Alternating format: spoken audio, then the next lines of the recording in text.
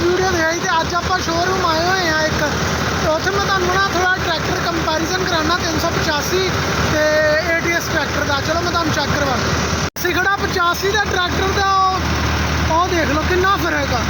85 tractor नीवा वा तो ATS tractor उच्चा वा, ठीक है। तो ग्राउंड क्लीयरेंस की गल कर लीए, ग्राउंड क्लीयरेंस आंदी दोनों की एक ही आ, ये भी स्पैशल एडिशन है, ठीक है। आज चेक कर लो दोनों की ग्राउंड क्लीयरेंस एक आ।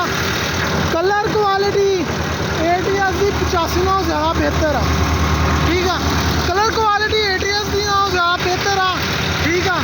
उस तो बाद इहदा ग्राउंड क्लीयरेंस बराबर आ। टैंकी आ जगह ते आ, इहदी टैंकी फ्रंट ते हुंदी आ, इहदा रेडिएटर इत्थे आ, इहदा भी रेडिएटर उत्थे ही आ। इहदा जिहड़ा आ वा साह लैण वाला, इहदा अगे आ, इहदा पिछे आ। इहदा कूलिंग सिस्टम लगा होया वा, ठीक है। इहदा बगैर कूलिंग सिस्टम तो ये उचाई च ज़्यादा वा। इनू भी पैंथर के टायर, इनू भी पैंथर के टायर, दोनों नू पैंथर के टायर ही लगे हुए आ, ठीक है।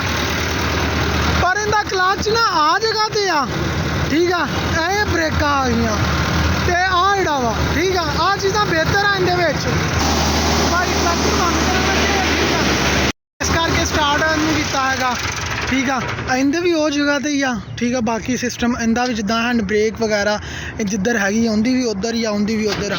टूल बॉक्स जिथे लगा हैगा इहदा भी टूल बॉक्स उत्थे ही आ, उहदा भी उधर आ। यार इत्थे घर आ गए, ठीक है। घर आने तो बाद ना मैं थोड़ी देर तक फिर जावांगे, फिर बाकी रिव्यू करांगे। पहले आप अपलोड कर दिए, बाकी फिर करांगे।